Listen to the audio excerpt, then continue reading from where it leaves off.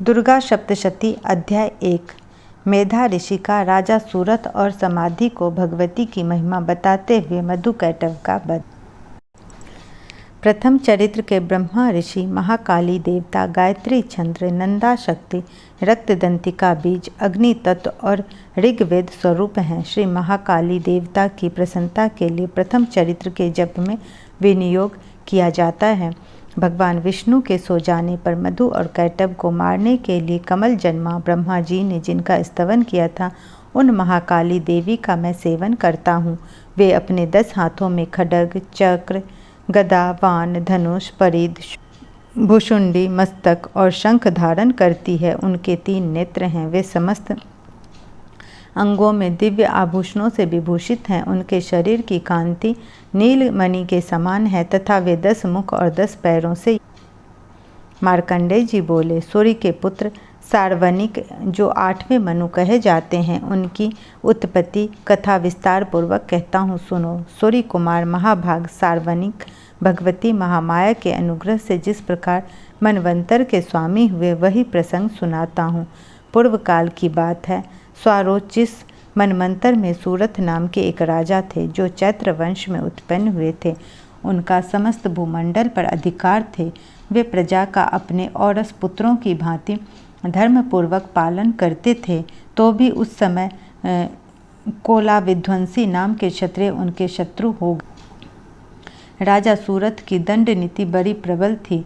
उनका शत्रुओं के साथ संग्राम हुआ। यद्यपि कोला विध्वंसी संख्या में कम थे, तो भी राजा सूरत युद्ध में उनसे परास्त हो गए। तब वे युद्ध भूमि से अपने नगर को लौट आए और केवल अपने देश के राजा होकर रहने लगे। किंतु वहाँ भी उन प्रबल शत्रुओं ने उस समय महाभाग राजा सूरत पर आक्रमण कर दिया। राजा का बल क्षीण हो चला था, इसलिए उनके दुष्ट, बलवान एवं दुरात्मा मंत्रियों ने वहां उनकी राजधानी में भी राजकीय सेना और खजाने को हथिया लिया।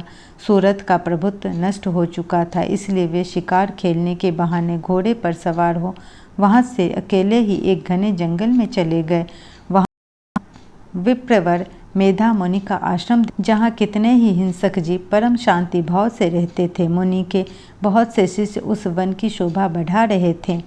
वहाँ जाने पर मुनि ने उनका सत्कार किया और वे उन मुनि श्रेष्ठ के आश्रम पर इधर उधर विचरते हुए कुछ काल तक रहे। फिर ममता से आकृष्ट चित्त होकर वहाँ इस प्रकार चिंता करने लगे, पूर्व काल में मेरे पूर्वजों ने जिसका पालन किया था, वही नगर आज मुझसे रहित है। पता नहीं मेरे दुराचारी भृत्यगण उनकी धर्मपूर्वक रक्षा करते हैं या नहीं। जो सदा मद की वर्षा करने वाला और शूरवीर था, वो मेरा प्रधान हाथी अब शत्रुओं के अधीन होकर न जाने किन भोगों को भोगता होगा।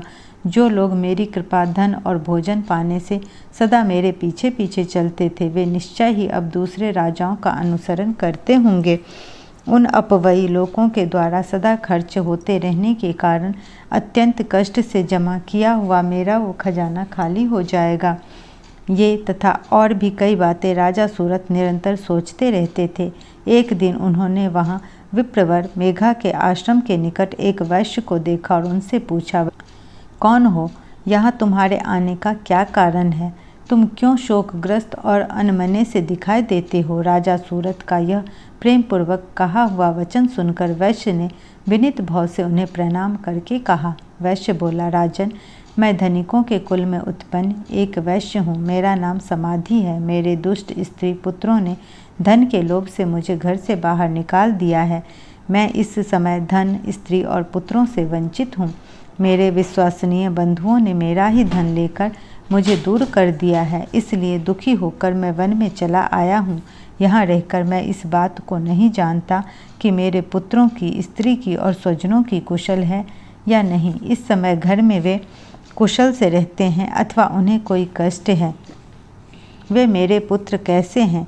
क्या वे सदाचारी हैं अथवा दुराचारी हो गए हैं? राजा ने पूछा, जिन लोभी स्त्री पुत्र आदि ने धन के कारण तुम्हें घर से निकाल दिया, उसके प्रति तुम्हारे चित्त में इतना स्नेह का बंधन क्यों है? वैश्य बोला, आप मेरे विषय में जैसी बातें कहते हैं वे सब ठीक है, किंतु क्या करूं, मेरा मन निष्ठुरता नहीं धारण करता। जिन्होंने धन के लोभ में पड़कर पिता के प्रति स्नेह, पति के प्रति प्रेम तथा आत्मीयजन के प्रति अनुराग को तिलांजलि दे मुझे घर से निकाल दिया है, उन्हीं के प्रति मेरे हृदय में इतना स्नेह है। महामते, गुणहीन बांधवों के प्रति भी जो मेरा चित्त इस प्रकार प्रेम मग्न हो रहा है, यह क्या है? इस बात को मैं जानकर भी नहीं जान पाता। उनके लिए मैं लंबी सांसें ले रहा हूँ और मेरा हृदय अत्यंत दुखित हो रहा है। उन लोगों में प्रेम का सर्वथा अभाव है, तो भी उनके प्रति जो मेरा मन निष्ठुर नहीं हो पाता, उसके लिए क्या करूँ?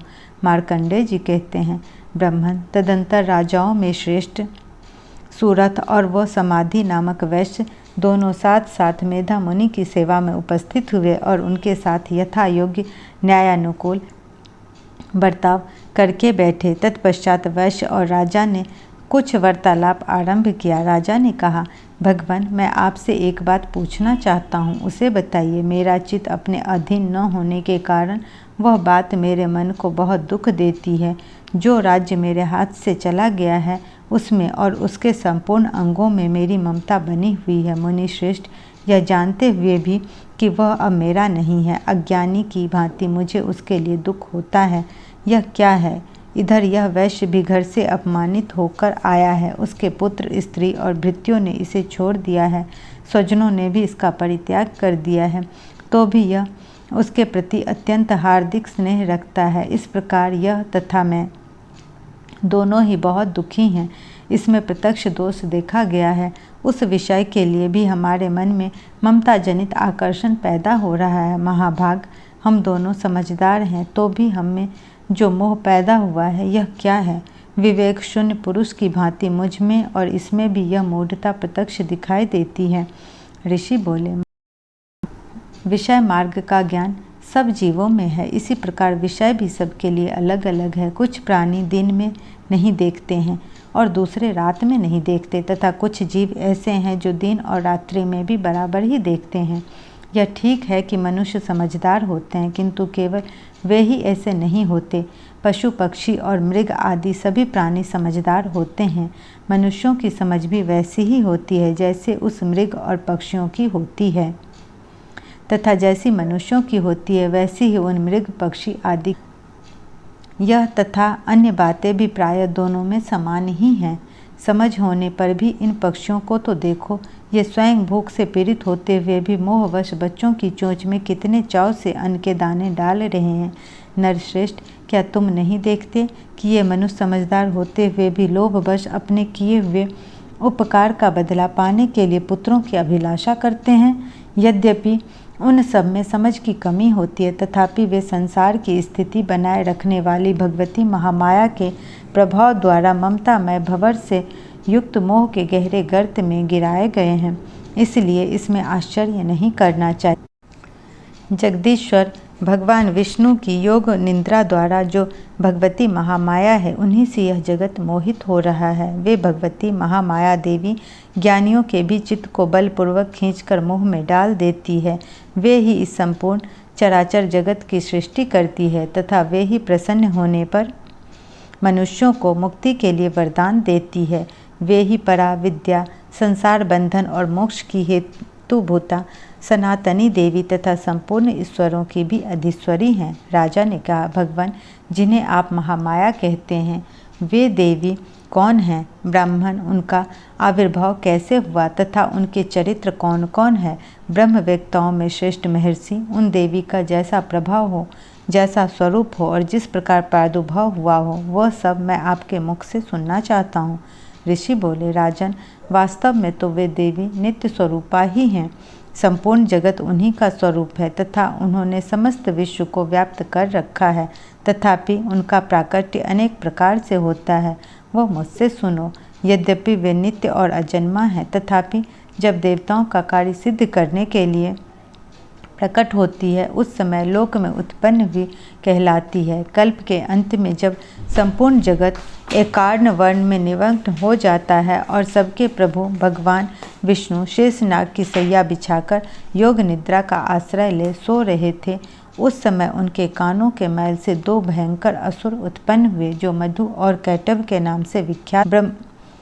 वे दोनों ब्रह्मा जी का वध करने को तैयार हो गए। भगवान विष्णु के नाभि कमल में विराजमान प्रजापति ब्रह्मा जी ने जब उन दोनों भयानक असुरों को अपने पास आया और भगवान को सोया हुआ देखा, तब एकाग्रचित्त होकर उन्होंने भगवान विष्णु को जगाने के लिए उनके नेत्रों में निवास करने वाली योग निद्रा का स्तवन आरंभ किया, जो इस विषय की अधीश्वरी, जगत को धारण करने वाली, संसार का पालन और संहार करने वाली तथा तेज स्वरूप भगवान विष्णु की अनुपम शक्ति है। उन्हीं भगवती निद्रा देवी की भगवान ब्रह्मा स्तुति करने लगे। ब्रह्मा जी ने कहा, देवी तुम ही स्वाहा, तुम ही स्वधा और तुम ही वष्ट कहा। नित्य अक्षर प्रणव में आकार, उकार, मकार इन तीन मात्राओं के रूप में तुम ही स्थित हो तथा इन तीन मात्राओं के अतिरिक्त जो बिंदु रूपा नित्य अधर्म जिसका विशेष रूप से उच्चारण नहीं किया जा सकता, वो भी तुम ही हो। देवी तुम ही संध्या, सावित्री तथा परम जननी हो। देवी तुम ही इस विश्व ब्रह्मांड को धारण करती हो, तुमसे ही इस जगत की सृष्टि होती है, तुम ही से इसका पालन होता और सदा तुम ही कल्प के अंत में सबको अपना ग्रास बना लेती हो। जगन्मयी देवी, इस जगत की उत्पत्ति के समय तुम सृष्टि रूपा हो, पालन काल में स्थिति रूपा हो तथा कल्पांत के समय संहार रूप धारण करने वाली हो। तुम ही महाविद्या, महामाया, महामेघा, महास्मृति, महामोह रूपा महादेवी और महास्वरी हो। तुम ही तीनों गुणों को उत्पन्न करने वाली सबकी प्रकृति हो। भयंकर काल रात्रि, महारात्रि और मोहरात्रि भी तुम ही हो। तुम ही श्री, तुम ही ईश्वरी, तुम ही हिंग और तुम ही बोध स्वरूपा बुद्धि हो। लज्जा, पुष्टि, तुष्टि, शांति और क्षमा भी तुम ही हो। तुम खड्गधारिणी, शूलधारिणी, घोर रूपा तथा गदा, चक्र, शंख और धनुष धारण करने वाली हो। वान, भुषुंडी और परिधि ये भी तुम्हारे अस्त्र हैं। तुम सौम्य और सौम्यतर हो। इतना ही नहीं, जितने भी सौम्य एवं सुंदर पदार्थ हैं उन सब की अपेक्षा तुम अत्यधिक सुंदरी हो। पर और अपर सबसे परे रहने वाली परमेश्वरी तुम ही हो। सर्वस्वरूपे देवी, कहीं भी शत अशत रूप जो कुछ वस्तुएं हैं और उन सब की जो शक्ति है वो तुम ही हो। ऐसी अवस्था में तुम्हारी स्तुति क्या हो सकती है। जो इस जगत की सृष्टि, पालन और संहार करते हैं, उस भगवान जब तुमने निद्रा के अधीन कर दिया है, तब तुम्हारी स्तुति करने में यहाँ कौन समर्थ हो सकता है।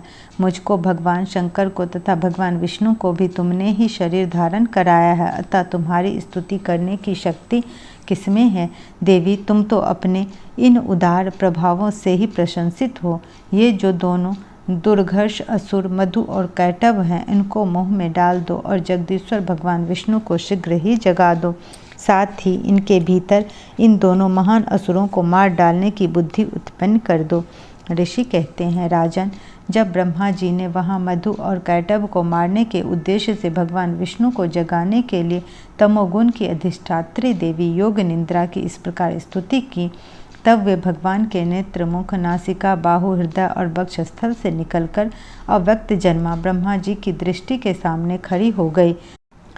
योग निद्रा से मुक्त होने पर जगत के स्वामी भगवान जनार्दन उस एकावर्ण के जल में शेषनाग की सैया से जाग उठे। फिर उन्होंने उन दोनों असुरों को देखा। वे दुरात्मा मधु और कैटभ अत्यंत बलवान तथा पराक्रमी थे और क्रोध से लाल आंखें किए ब्रह्मा जी को खा जाने के लिए उद्योग कर रहे थे।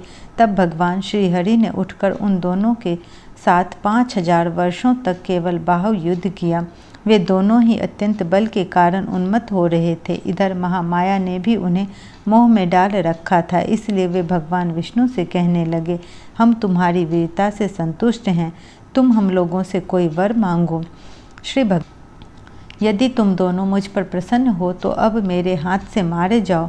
बस इतना सा ही मैंने वर मांगा है, यहाँ तुम्हारे किसी वर से क्या लेना है। ऋषि कहते हैं, इस प्रकार धोखे में आ जाने पर जब उन्होंने संपूर्ण जगत में जल ही जल देखा। तब कमल नयन भगवान से कहा, जहाँ पृथ्वी जल में डूबी हुई न हो, जहाँ सूखा स्थान हो, वहीं हमारा वध करो। ऋषि कहते हैं, तब तथास्तु कहकर शंख चक्र और गदा धारण करने वाले भगवान ने उन दोनों के मस्तक अपनी जंघा पर रखकर चक्र से काट डाले। इस प्रकार ये देवी महामाया ब्रह्मा जी की स्तुति करने पर स्वयं प्रकट हुई थी। अब पुनः तुमसे उनके प्रभाव का वर्णन करता हूँ, सुनो। इस प्रकार श्री मार्कंडेय पुराण में सार्वंगिक मनमंत्र की कथा के अंतर्गत देवी महात्म्य में मधुकैटभ वध नामक पहला अध्याय पूरा हुआ।